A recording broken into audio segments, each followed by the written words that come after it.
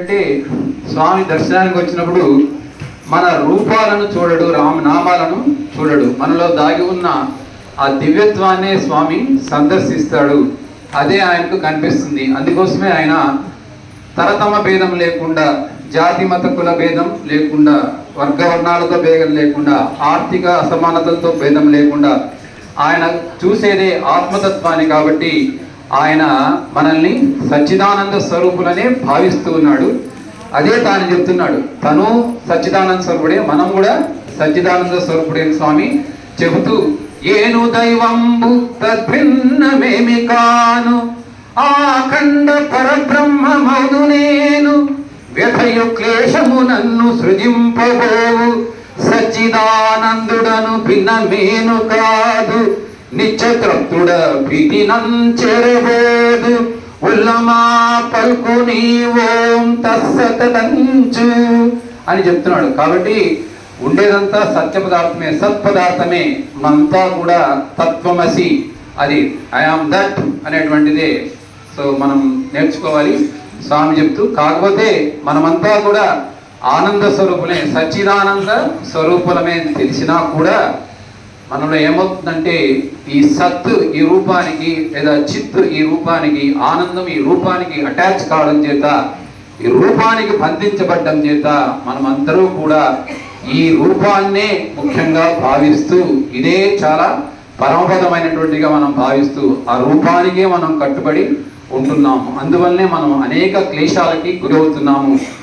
మనము ఈ దేహాన్నే మనము మన శరీరంనే మనము మన ఆత్మగా భావిస్తున్నాం. అందువల్ల ఏమవుతుందంటే ఈ దేహాన్ని పోషించుకోవడంలో, లేదా మన కుటుంబాన్ని పోషించుకోవడంలో మన జీవితం అంతా కూడా దాన్ని మనం వ్యర్థం చేస్తూ ఆఖరికి ఆ సచ్చిదానంద తత్వాన్ని మనం కనుక్కునేటువంటి ఆవశ్యకత లేకుండా పోతుందని స్వామి వాపోతూ ఏం చెప్తున్నారంటే, ఎప్పుడైతే మనము రూపానికి అటాచ్ అవుతామో అప్పుడు బాధలు, క్లేశాలు తప్పవని చెప్తూ, సో నామం ఉంటే ఎలాంటి అనుమానాలు రావు.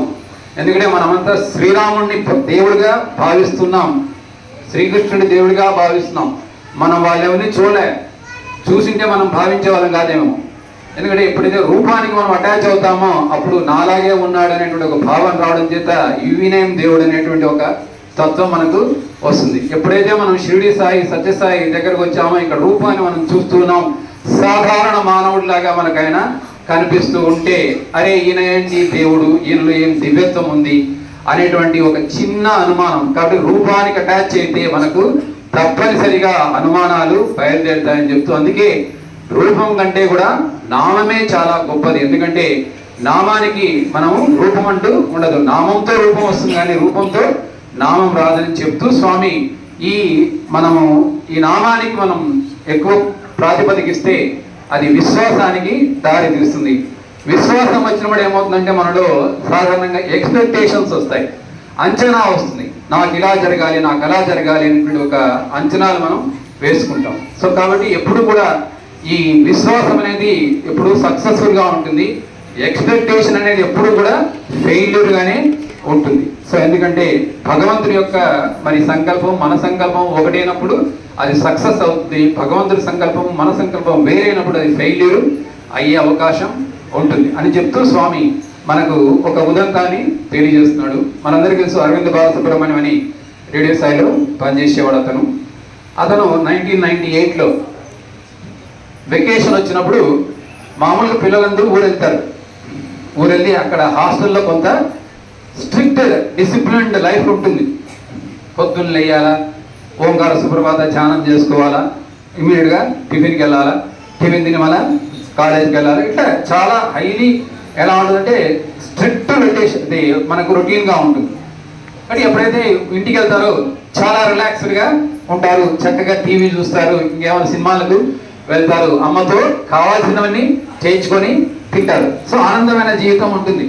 కానీ ఆ అబ్బాయి ఆ వెకేషన్కు ఊరికి పోకుండా స్వామి దగ్గరే ఉండాలి అనుకున్నాడు.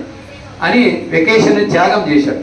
త్యాగం చేసి అతనికి ఏం ఎక్స్పెక్టేషన్ అంటే, స్వామి నేను వెకేషన్ త్యాగం చేశాడు కాబట్టి తప్పనిసరిగా స్వామి నాకు ఏదో విధంగా అనుగ్రహ ఆశీస్సులు ఇస్తాడు అని వెయిట్ చేశాడు.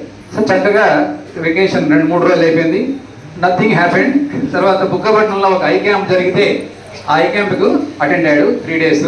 అట్లాగా ఒక 8 days అయిపోయింది. ఇంక లాస్ట్ 2 days 3 days మిగిలాయి. ఏమిటి నాకు స్వామి నేను ఎంతో విశ్వాసంతో స్వామి యొక్క అనుగ్రహ ఆశీస్సులు వస్తాయని నేను అనుకుంటే ఏమీ జరగలేదే అని అనుకుంటున్నాడు. బట్ ఆ ఫెయిత్ అయితే ఉందన్నమాట. సో ఒకరోజు ఏమైందంటే మన ఆంధ్ర వాళ్ళంతా కూడా స్వామి దర్శనార్థమై వచ్చారట. వస్తే వాళ్ళు ఈ అబ్బాయిని పిలిచి కెమెరా క్యారీ చేస్తుంటాడు. ఇతనికి చిన్నప్పటి నుంచి ఈ కెమెరా ఫొటోస్ తీయడం అనేది ఒక హాబీ. అదే స్వామిని కోరుకున్నాడు. ఆయన కూడా ఏం కోరుకున్నాడు, నేను మీ కులంథాల్లో ఫోటోలు తీయడానికి నాకు ఎవ్వరూ అబ్జెక్షన్ చేయకుండా నాకు అనుమతి ఇవ్వాలి. అంటే సాధారణంగా ఆ కులంథాల్లోకి కెమెరా తీసుకుని పోవాలంటే హాస్టల్ వార్డెన్ పర్మిషన్ ఉండాలి. ఆయన స్లిప్ రాసిస్తే తప్ప కెమెరా తీసుకొని పోకూడదు. అలా పక్షంలో తీసుకొని పోతే సెక్యూరిటీ వాళ్ళు పట్టేస్తారు.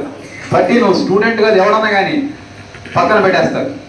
సో అలాంటి తరుణంలో ఏమనుకున్నాడు, నాకు మీ కులంథాల్లో ఎవరు ఎలాంటి రిస్ట్రిక్షన్స్ లేకుండా నేను కెమెరా తీసుకొని పోయి ఫోటోలు తీసేటువంటి ఒక నాకు ఆవశ్యకతను ఇవ్వాలి అని కోరుకున్నాడు. సో అట్లాగే స్వామి ఆయన రేడియో శాల తీసుకోవడం జరిగింది. చక్కగా ఆయన మన్మోహన్ సింగ్ వచ్చినప్పుడే ఎవరు పర్మిషన్ అవసరం లేకుండా చక్కగా కెమెరా తీసుకొని వచ్చి లోపలికి వచ్చి ఫోటోస్ తీయడం జరిగింది. ఇంకా గొప్ప ఏమిటంటే ఆయన స్వామి లింగోద్భవం చేస్తూ ఉన్నప్పుడు ఎగ్జాక్ట్గా ఆ హిరణ్య గర్భలింగం నోట్లోంచి బయటికి వస్తుంటే క్యాప్చర్ చేశాడు ఆ యొక్క ఫోటోను. చాలా అసమానమైనటువంటి ఫోటో అనమాట. సో అవన్నీ సరే, ఇతను కెమెరా క్యారీ చేస్తున్నాడు. ఆ ఆంధ్ర వాళ్ళు వచ్చి పిలిచారు, బాబు నువ్వు మా ఫొటోస్ తీస్తావా అని. అంటే గ్రూప్ ఫొటోస్. ఈ అబ్బాయి అనుకున్నాడు, వాళ్ళకేం తీయడము, స్వామి ఉంటే కదా అనుకున్నాడు. కానీ సరే అంటే వాళ్ళు రిక్వెస్ట్ చేశారు, లేదు మాకు తీయమంటే సరేలే అన్నాడు. తీరా చూస్తే స్వామి వచ్చాడు.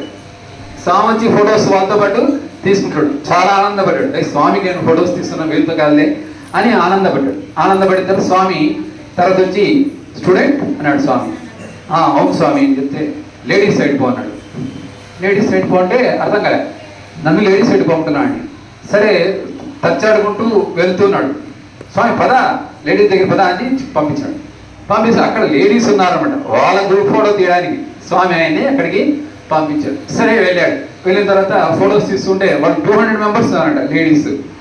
దగ్గర నుంచి తీస్తే అందరూ గ్రూప్ రాదనమాట. వెనక్కి పోదామంటే వెనకలంతా లేడీస్ కూర్చున్నారు. ఈయనకి ఏమీ అర్థం కాలేదు. స్వామి వెనక్కి పోవంట అంట. వెనక్కి పోతాడు స్వామి అని చెప్తే స్వామి ఇలా అన్నా అంట. అంతే, అందరూ దారి తొలగించాడు. వెనక పాత్ ఏర్పడింది. చక్కగా లోపలికి వెళ్ళిపోయాడు. బాగా దూరం నుంచి చక్కగా ఫొటోస్ తీశాడు. తీసిన తర్వాత వాళ్ళంతా బృందమంతా వచ్చి మాకు ఆ ఫొటోస్ మాకు ప్రింట్ చేసి ఇస్తావా, మేము డబ్బులు ఇస్తాము అని చెప్పారు. సరేలే దానికి ఏముంది తీసిస్తానని. సో ఈవినింగ్ అంతా దాన్ని అంత ఫొటోస్ అన్ని ప్రింట్ చేసుకొని రెడీ చేసుకొని చక్కగా దాన్ని ఒక ర్యాపర్లో చుట్టుకొని దాన్ని తీసుకొని వచ్చాడు.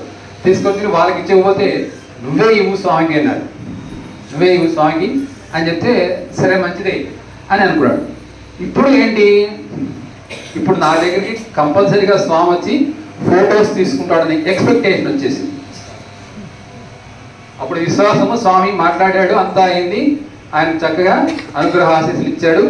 ఇప్పుడు ఏమవుతుంది, ఎప్పుడైతే ఫొటోస్ ఆయన దగ్గర ఉన్నాయో డెఫినెట్గా స్వామి వస్తాడు నా దగ్గరికి, వచ్చి ఫొటోస్ తీసుకుంటాడనే ఎక్స్పెక్టేషన్ ఎప్పుడు స్టార్ట్ అయిందో అప్పుడు స్వామి దానికి గండి కొడతాడు. అస్సలు ఆ పక్క కొరలేదు, ఆ పక్కకే పోలేదు. పోకపోతే ఆశ్చర్యం వేసింది, ఏమిట్రా ఇది, నేను ఫొటోస్ తీసి స్వామికి ఇంత రెడీ పెట్టుకుంటే స్వామి నా దగ్గరికి కూడా రాలేదే అని అనుకున్నాడు. అనుకొని స్వామి మళ్ళీ లోపలి పోగానే ఇంటర్వ్యూలోకి సర్ర మళ్ళీ వరడాలోకి వెళ్ళినాడు. స్టూడెంట్స్ వాళ్ళకి ఉంటుందన్నమాట ఆపర్చునిటీ రావడానికి. వరండాలో పోయి కూర్చున్నాడు. వరండాలో పోయి కూర్చుంటే స్వామి వచ్చాడు. స్వామి వచ్చి చూశాడు. ఏమిటి అన్నాడు. స్వామి ఫొటోస్ స్వామి ఎవరు అన్నాడు. నిన్న తీశాను కదా స్వామి, అది మార్నింగ్ తీశాను కదా స్వామి ఫొటోస్ అని. అవునా, రా అని చెప్పి అబ్బాయిని దగ్గర పెంచుకొని ఆ ఫొటోస్ అన్ని ఒకటి ఎక్స్ప్లెయిన్ చేస్తుంటే చూస్తుంటే పాద నమస్కారం తీసుకో అన్నాడు. సో అలాగా కాబట్టి ఎప్పుడైతే విశ్వాసం ఉంటుందో అది సక్సీడ్ అవుతుంది. కానీ ఎక్స్పెక్టేషన్కి పోతే అది డెఫినెట్గా ఫెయిల్యూర్ అవుతుందని స్వామి మనకు దీని నుంచి చెప్తున్నాడు. కాబట్టి రూపానికి అటాచ్ అయితే తప్పనిసరిగా మనకు ఫెయిల్యూర్ వస్తుంది. అందుకే స్వామి చెప్పాడు లాస్ట్లో తన రూపాన్ని కూడా, అంటే దర్శనానికి కూడా స్వామి రాకుండా ఉండేవాడు. ఎందుకంటే మనమంతా కూడా ఈ సాధారణ మానవులు ఆ రూపానికి, ఆ యొక్క పాద నమస్కారానికి ఎక్కువగా మనం సో ప్రాముఖ్యత ఇస్తామని స్వామి తెలుసుకుని అది తన తొందరలో నిష్క్రమిస్తున్నాడు కాబట్టి దాన్ని దూరం చేయాలనే ఉద్దేశంతో పాద నమస్కారాలు కట్ చేశాడు, దర్శనాలు కూడా చివరికి దాదాపు కట్ చేశాడు. అలాంటి ఒక మనకు నిర్గుణ పరబ్రహ్మను పూజించేటువంటి ఒక అవకాశాన్ని మనకు స్వామి ఇచ్చాడు. కాబట్టి ఎప్పుడు కూడా మనం రూపానికి అటాచ్ కాకూడదని దీని ద్వారా మనకు తెలుస్తుంది. సాయిరామ్.